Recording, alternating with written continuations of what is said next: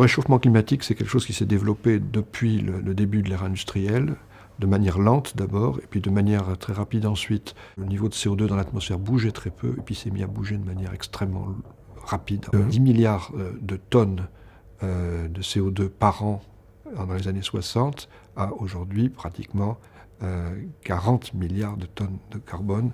Et tout ça se stocke dans l'atmosphère, tout ça reste dans l'atmosphère, tout ça se cumule dans l'atmosphère. Il n'y a aucun doute sur le fait que ce sont les activités humaines qui sont responsables de cela.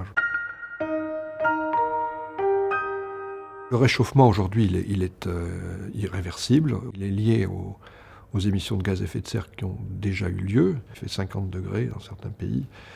Ce n'est pas vivable, presque biologiquement. On a aujourd'hui une variété de modèles qui nous disent des chiffres un petit peu différents sur ce que peut être le futur en fin de siècle. On peut avoir un réchauffement de 2, 3, 4 degrés. Il y a des modèles qui disent qu'on peut aller jusqu'à 6, 7 degrés si jamais les choses se tournent mal. Les accords de Paris sont construits sur d'abord un premier chiffre qui était de dire 2 degrés, il faut rester sous les 2 degrés, et ensuite passer à un réchauffement d'1,5 degré.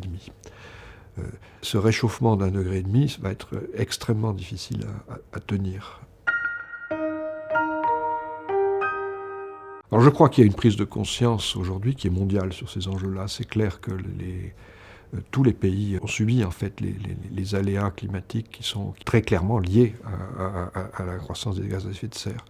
Donc il y a eu des feux de forêt, il y a eu des inondations sur les deux hémisphères, ça a lieu un peu partout sur la planète. Il n'y a pas assez de débat sur le comment aujourd'hui, parce que c'est le comment qui nous permet de passer d'une politique d'alerte à une politique de mise en œuvre. Il faut bien sûr une forme de décroissance. Quand on dit qu'on a aujourd'hui 80% de l'énergie qui est liée aux combustibles fossiles, c'est un effort colossal qu'on doit faire qui est devant nous. C'est-à-dire en 30 ans, avoir à supprimer tout ce qui ressemble à des moteurs de type explosif, les voitures, les avions, enfin, tout.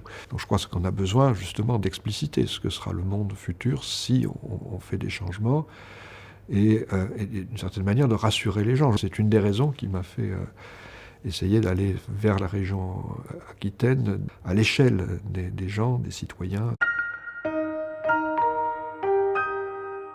Acclimatera, ça a été une expérience qui a grandi petit à petit. Les gaz à effet de serre circulent, donc ils sont mélangés à l'échelle de la planète. C'est une dimension à laquelle on ne peut pas échapper. Mais la contribution qu'on doit faire à ces efforts-là, je pense qu'elle peut effectivement être faite en partie par des actions que l'on mène à une échelle régionale qu'on maîtrise mieux. Où est-ce qu'on va mettre des éoliennes? Où est-ce qu'on va mettre des centrales solaires? Où est-ce qu'on va développer des agrocarburants?